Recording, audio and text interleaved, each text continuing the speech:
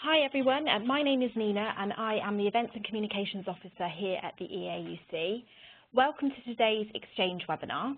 The title of this exchange is Managing Your E-Waste, Putting Your Old Devices to Good Use, and it will last approximately 1 hour. Thank you for registering, and thanks also to Louise Mee, who's the Donations Coordinator at IT Schools Africa, and Ambreen Jahangir, SHE Officer at Swansea University, who will be leading today's webinar. So just a little bit of housekeeping to go over now. I'm hoping that everyone can hear me well. For the time being, I have placed all of your microphones on mute to avoid background noise. You will have an opportunity at the end of the webinar to ask questions, so please take your microphones off mute during this Q&A session by clicking the microphone button to the right-hand side of your name at the top right of the screen. If you don't have a working microphone, please type any questions you have into the on-screen chat box, which can be found in the bottom right-hand side of your screen. If you have any technical issues at all throughout this webinar, please let me know by posting them into this chat box or by sending me an email to nbartlett@eauc.org.uk. This webinar is going to be recorded and it will be uploaded as a resource with all presentations later on today. Please feel free to share these resources with anyone who may be interested. Once the webinar has finished, you will be sent a short survey for us to gain your feedback. Please take a few minutes to complete this survey, as results will help us to improve our CPD and our events.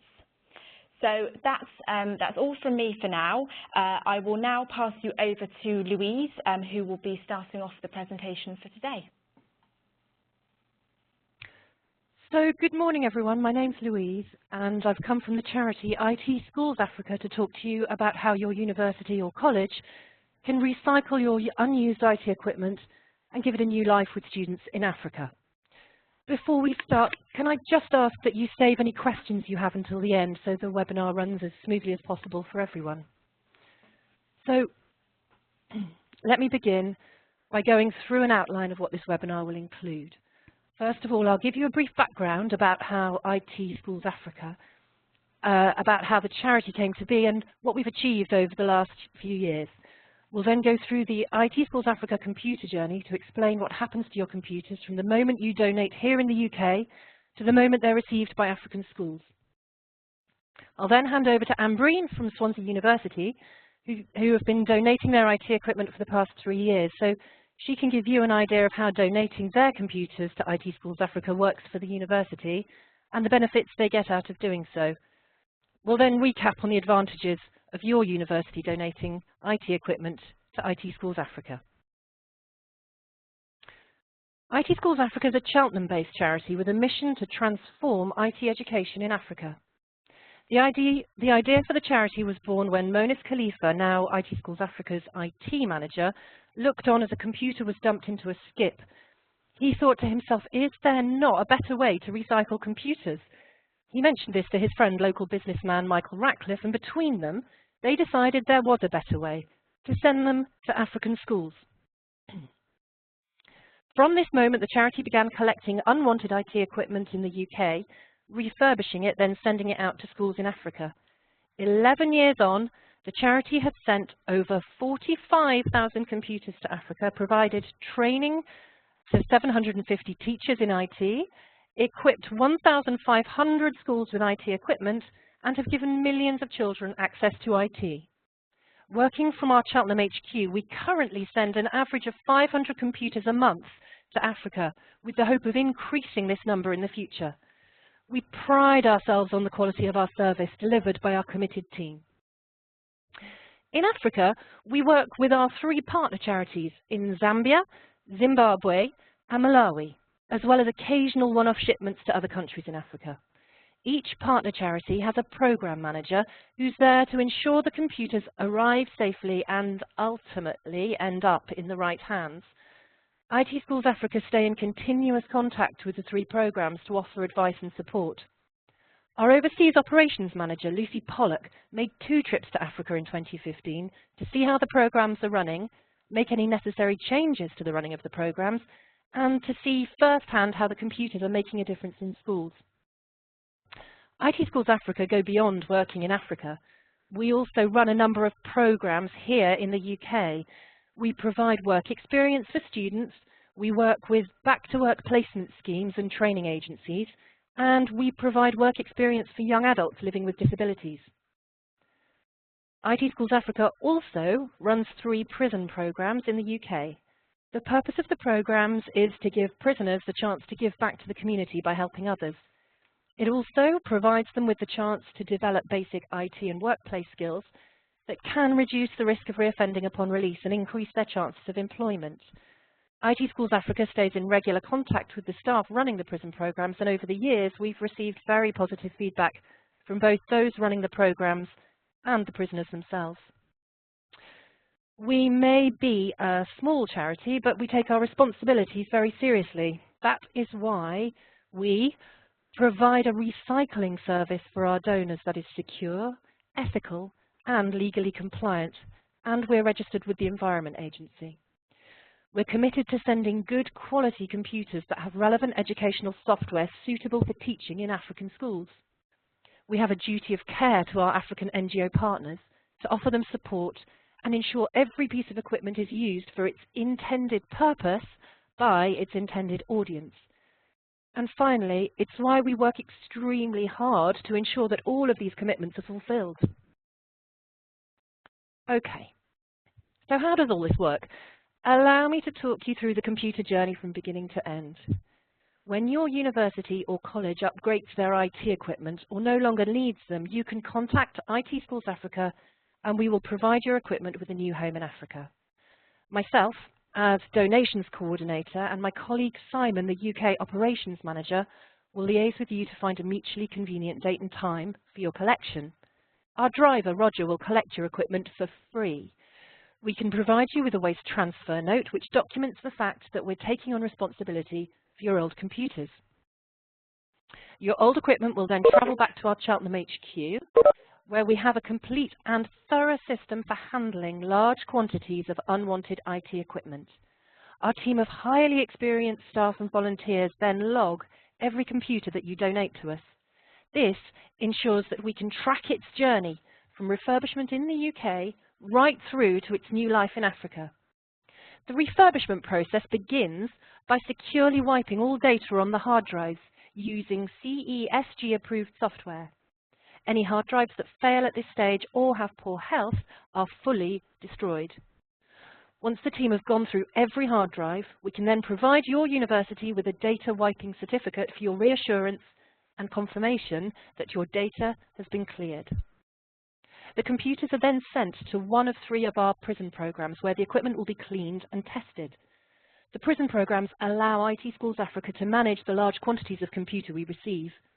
As a small charity, we simply do not have the manpower at our Cheltenham HQ to be able to refurbish and send out as many computers as we do. The prison programme makes it possible for us to stick to our aim of 500 computers a month. Your computers will then travel back to Cheltenham where they undergo further quality control checks with our skillful IT technicians. Monis, our IT manager, and Paul Samways, our IT supervisor, along with a group of dedicated volunteers, install Windows 7 and other relevant software that the prisoners are not permitted to do. When the IT workshop team are satisfied that the refurbishment has been carried out to the highest possible quality, the equipment is passed on to our warehouse team where it is packed up ready for shipping. Once the end of the month comes around and we hit our target of either 500 or 1,000 refurbished computers, all the equipment is loaded onto either a 20-foot or 40-foot shipping container. Our team of staff and volunteers in the warehouse will spend the best part of the day preparing and loading the equipment to make removal as simple and quick as possible at the other end. After 6 to 8 weeks of travelling across seas and bumpy roads, the shipping container will arrive in one of our charities, our partner charities, in either Malawi, Zambia or Zimbabwe. Our programme managers and their team will unload the equipment and retest everything to make sure that it is all still in working order after its journey. IT specialists at the NGO will then load educational software onto the computers ready for the schools to use. The computers are then sold at a low cost to government schools. In the past, IT Schools Africa gave the computers to schools free of charge. However, when we visited the schools, it became apparent that they weren't using them as effectively as they could. As the equipment was a donation, the charity didn't really have a place to tell them how they should and should not use them. By charging a low cost for the computers, the NGOs can keep a much better track of where the computers are and how they're being used. Charging schools a minimal cost also encourages them to really think about how to get the most out of them. In a sense, it's made the schools become more entrepreneurial as they're coming up with ways to maximize the use of the computers. For example, after-school use for adults in the community and welcoming other schools to use the equipment. The funds generated from the sale of the computers goes towards the running costs for the NGOs and makes it possible for them to be able to offer technical support to the schools who have our computers. In recent years, IT Schools Africa have been creating IT labs for schools who either have no computers or have a small number of very old computers. The IT labs are a huge project that requires a lot of planning, both here in the UK and in Africa. In the UK, we try and raise funds through trusts and grant schemes to make it possible to create these IT labs in Africa. The money generated will go towards the materials needed for the lab, things like desks, air conditioning, secure locks for the doors and windows, etc. IT Schools Africa are passionate about following the equipment right through to the end user, which is why we stay in regular contact with the programme managers in Africa and visit the projects as often as we can. Speaking with the teachers at some of the schools we've worked with, it's clear that these computers are making an impact on teaching and learning. One teacher from a school in Malawi where we set up a computer lab said, "Once the students are here, they don't want to go. They want to be here all the time." A number of students we had the opportunities to speak with said that when they grow up, they want to be doctors, and they know gaining an education in IT will help them achieve their ambitions. On average, the computers we send out will have 5 to 6 years of life in them after refurbishment, although some will still be usable for many more years. It is inevitable that the computers will eventually come to the end of their life. We understand that many potential donors in the UK worry about where the equipment will end up at the end of its life. This is why IT Schools Africa work with the NGOs to encourage the schools to give the computers back to the programme so they can send them on to the specialist recycling company in South Africa where the equipment is responsibly recycled. So I hope now that you've got a better understanding of what we do as a charity and how the charity operates in the UK and in Africa. I'll pass you over to Ambreen from Swansea University, who will explain why the university chooses to donate its equipment to IT Schools Africa and how the process works for them.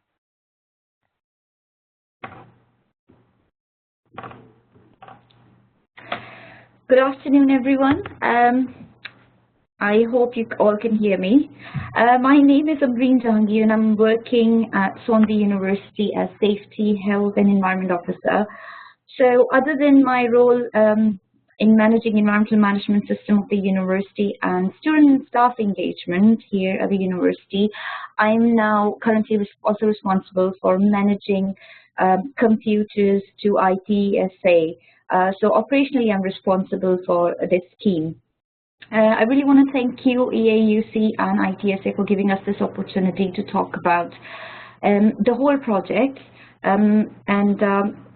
For those who don't know where Swansea is, we are located in the southwest coast of Wales, and the university is spread now in over 2 campuses, and that includes a brand new campus of 65-acre at Bay Campus, and we have around 7 colleges in the university.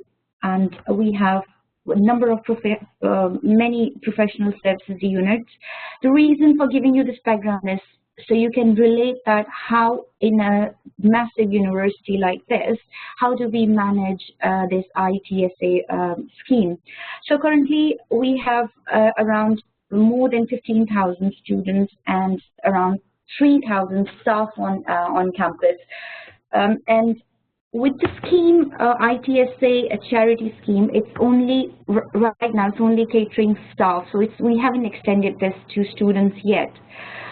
So what I'm going to do now is I will just follow this outline on the slide.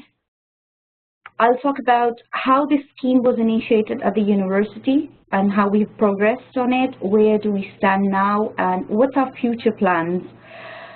So Staff and student engagement is a very important aspect of our sustainability strategy. And around 3 to 4 years ago, universities signed up to the Green Impact Scheme with the National Students' Union. And as part of the Green Engagement Scheme, we had around 25 to 28 Green Impact teams who were engaged with several sustainability-related projects on campus. And out of those 2 teams, we had luckily 2 teams from College of Engineering, Astute Project, and College of Science from Geography Department, who initiated this link between sustainability team and then this ITSA charity. So they came forward with this idea of donating any spare computers on campus to ITSA. And then we, the sustainability team, act as catalyst, and we facilitated the whole scheme with those 2 departments, College of Engineering and College of Science. So all we did for the first donation was we collected the computers, laptops, monitor screens from staff across the if I'm right, we started with the College of Science and College of Engineering for the first donation, and some staff and students helped us in cleaning and packaging of the equipment ready to be transported. And I must mention here that for the first donation, we had to arrange the transport of the computer to ITSA Hub. We were either not aware of the transportation facilities then provided by ITSA, or probably they were not available then. But anyways, then we had a contractor, Carillion, working with us on site, who generously offered us free transport of the computers to ITSA Hub. So somehow the first batch was comparatively a hard work in terms of packaging and the transportation, which eventually got better. I'll give you more details later. After the first batch, sorry, I think I've forgotten to change my slides. There you go, I'm on the current slide now. After the first batch, the initiative got quite popular. So this initiative fitted very well with the sustainability values and aims of the sustainability strategy. So currently, the disposal of the electronic waste costs the university around £180 per ton.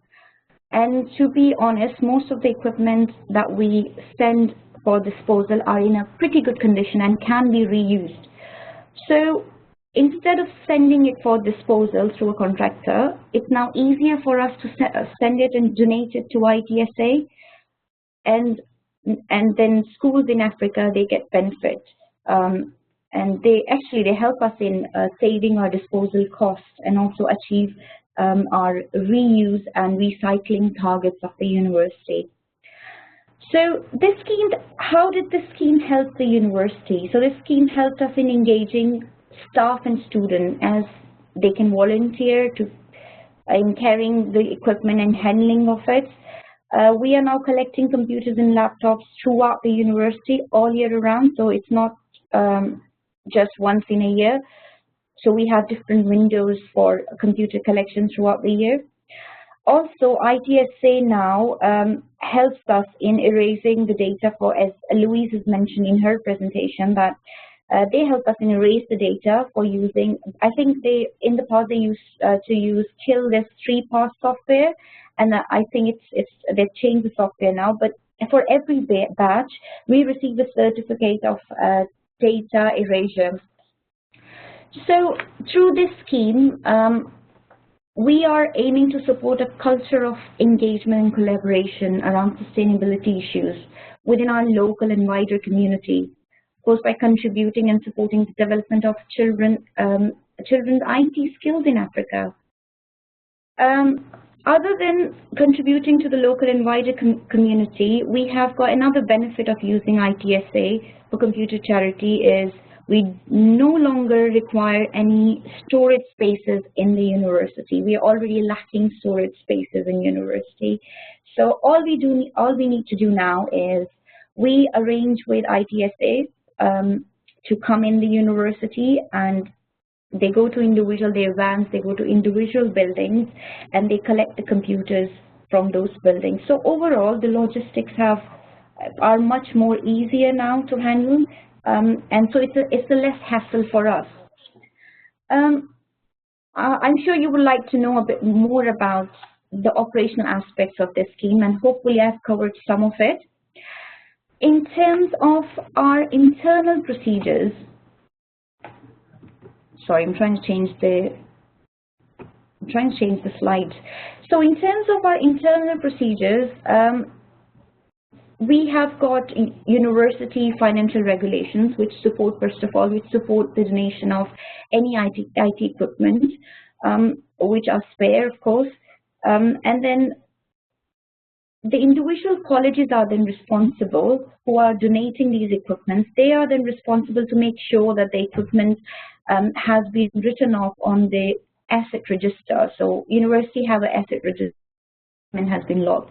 So once that equipment is removed from the asset register, it means that that equipment doesn't have any value for the university.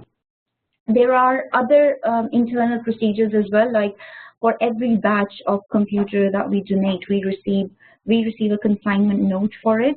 And of course, then we have got a waste carrier license from ITSA, so that we are compliant with the WE regulatory framework as well. I've already mentioned that the data is wiped off by ITSA on their side. And then after the equipment has been donated, we then receive a list of equipment that we have sent for donation. We receive that list from ITSA, which outlines the equipment name, model, type, processor, memory, and then that helps us in keeping a record of how much electronic how much electronic equipment in terms of computers, laptop, keyboards we have, and monitors we have donated. Right, so this was just a background of on the operational aspects of it. So we have some windows throughout the year now. What our current process is, we open the window for a couple of times in the year, in every year, and we ask the college coordinators. We have got environmental coordinators in every college who help us in identifying the spare computers in every building. So through different windows in a year, we then arrange this collection of the computers. And then, as I mentioned, university's financial regulation is supporting the charities as well, so that makes it quite straightforward for us. But going further, we would like to increase the number of donations by extending the scheme to the students as well. So currently, we are only covering staff, but in future, we would like to cater students as well. And because by end of the term, we do receive quite a lot of equipment from students for its disposal. Also, this year we will be launching a new staff engagement scheme, which is SWELL, that stands for Sustainability and Wellbeing, which is going to be an online tool. And through this tool, it would be very, very easy for the staff to just click a button and say that I want to donate my computer. And it will be easier for us to cover most of the staff on campus. So this engagement tool will make the process easier for us in terms of covering more staff. Until now, we have donated around 1,011 equipment, including computers, monitors, screens and keyboards, and laptops as well. But going further, of course, we would like to have an increase in donations, and we would like to cover expand our scheme to students as well. And here I would like to end my presentation. I'm happy to take on any questions if there are any. And thank you again, EAUC and ITSA, for giving us this opportunity. Back to you, Louise.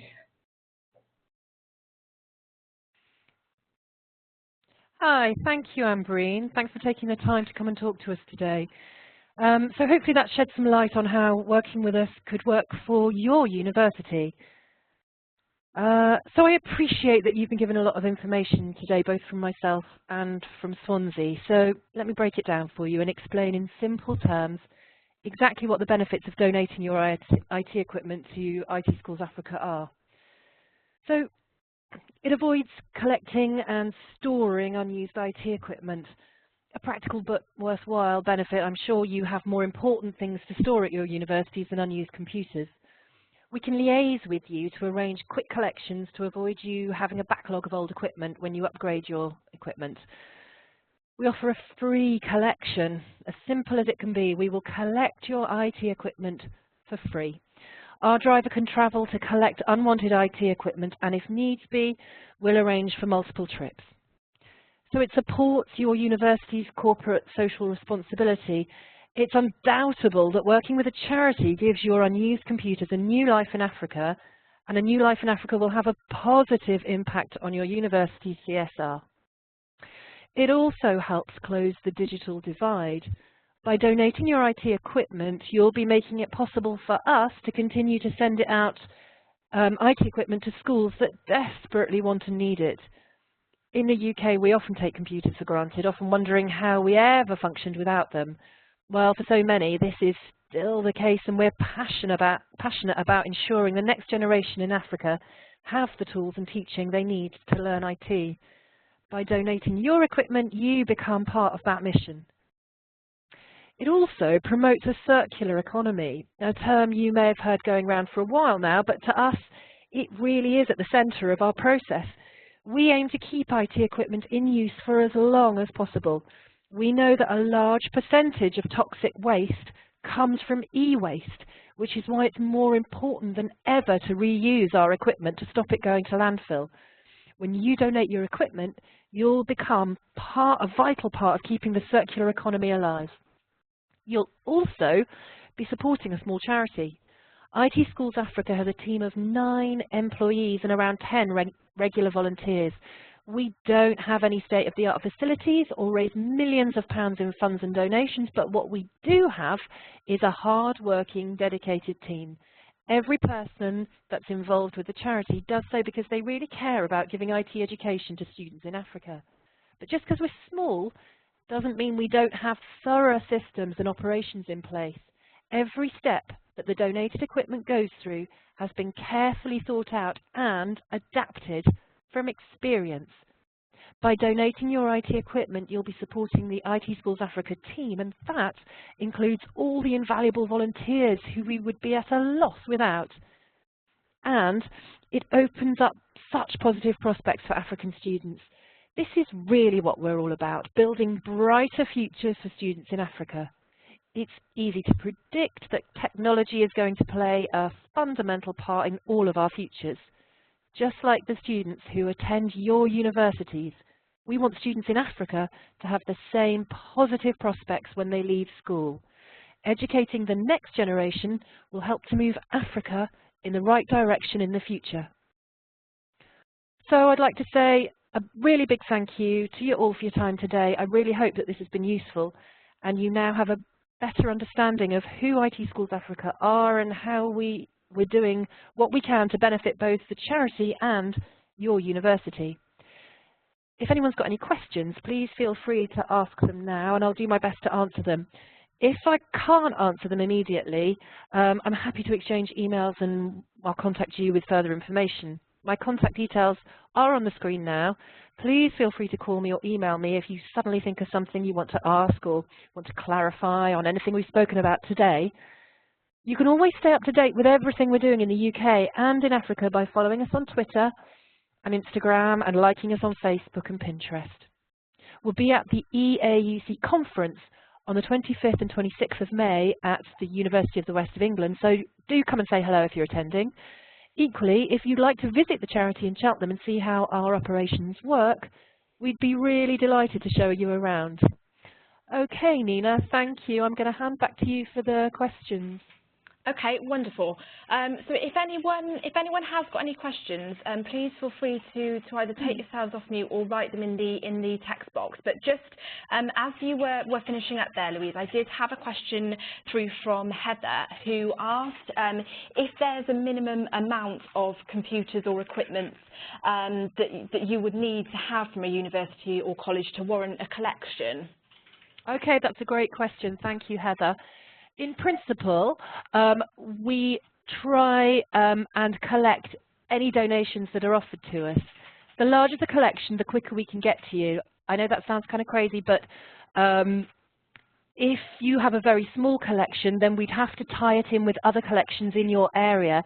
So that might just take us a little bit longer to logistically work out. However, we try wherever we can not to refuse anything. So I just keep you on file, I put you on a spreadsheet and get back to you just as quickly as I can if it's just a small donation. But if it's a larger donation, and by a larger donation I probably mean anything upward of 50 computers or 50 pieces, we would just send the van straight to you, no problem. And do you have a sort of average sort of amount that you normally collect, Louise, or does it really vary? So we've got two vans in operation. We've got a van that runs locally in the Cheltenham and Swindon area, largely just runs around Gloucestershire. That's a smaller van and it can hold around 50 computers, 50 screens.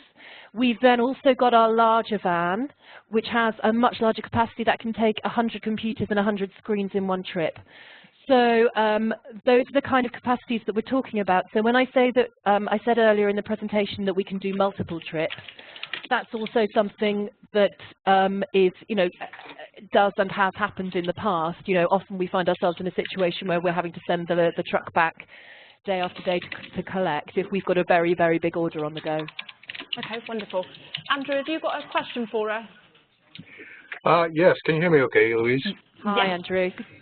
Hi, I'd like to ask you what wiping software you now use, and also how did you persuade the authorities at Swansea University that your wiping techniques were secure enough to destroy their data?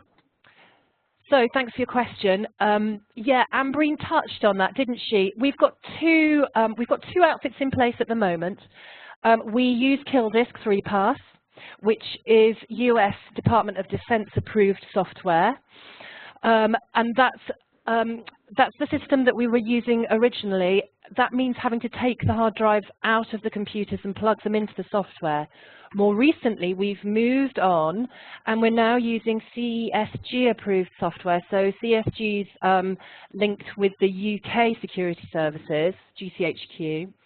And the advantage of it for us is that we can wipe with the hard drives in situ, so in the computer. So it means that we can go through more computers because it's a faster process. There's very little difference in terms of the security of either pieces of software. One is approved here in the UK, one is approved in America.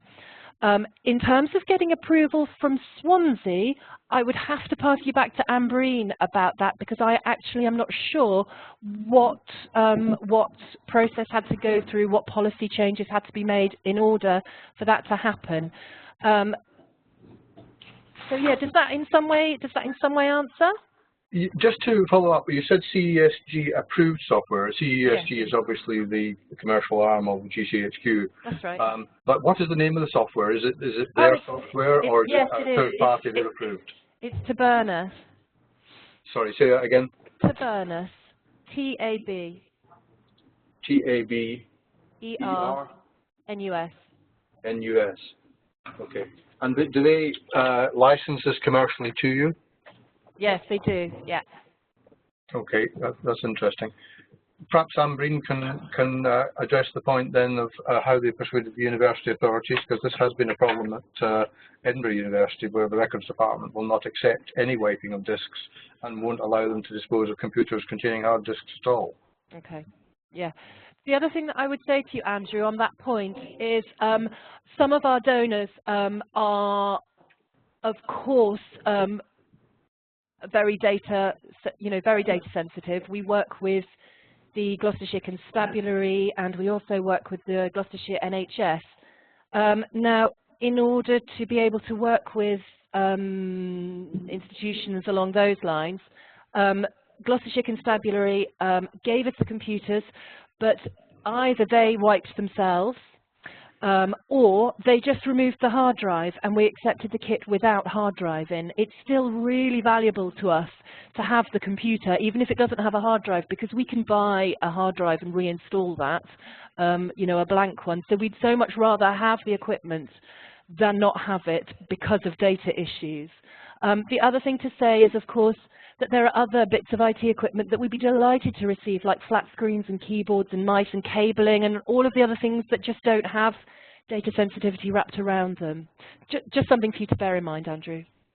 Okay, thanks for that.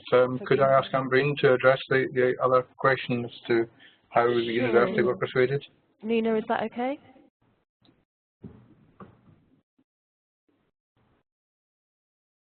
Hello, can you hear me? No. Yeah, yes. Hi, Ambreen. Hi, can you hear me? I'm just trying to bring that small ball. Can you hear me? Yes, we can hear you. Yes, Ambreen, Sorry. we can hear you. Sorry. Right, thank you, Andrew, for your question. Yes, I think it is quite a sensitive issue, data related. As per our guidelines given to us by IT equipment, they do suggest us a company who works as an intermediary for us, and they can wipe the data for us. But in terms of procedure, our IT department hasn't really asked us to go for a certain company. All we are required to have is a certificate in the end from a company saying that the data has been wiped out. Logistically, it was a bit difficult from our side to have that much time spare from staff to wipe the data. So it was easier for us that ITSA does it for us and then provide us the certificate. Now, I don't know if I'm able to answer your question, but that's how it works here in Swansea University. Okay, fine. That answers it in respect of your university, obviously. We have a difficulty with the records department at Edinburgh University, even though the IT department has said that disks can be wiped 99.999% securely. That's not good enough for them, so they will only provide computers with no hard disks, which means throwing away the most expensive part of the computer, as far as we're concerned. Yeah. That is of course a great shame, and a frustration that you know, we do struggle to overcome with some customers.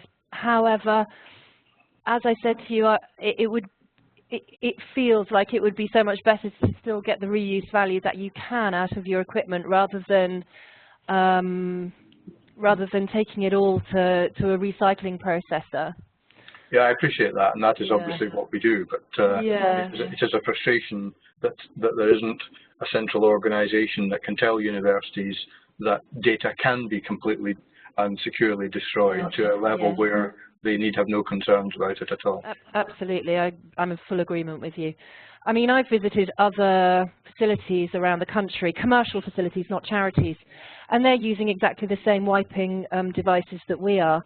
But you know, at the same time, they've also got shredders that they have to use when clients just, you know, aren't able to give the go-ahead.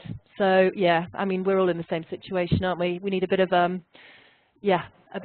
enlightenment on occasions. That's exactly what's needed. Yeah. Thank you. All right.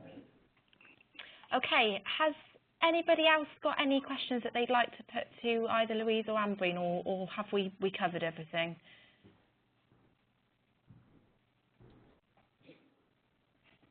Okay, I can't see anybody else either taking themselves off mute or writing in the chat box. So we'll wrap things up for now.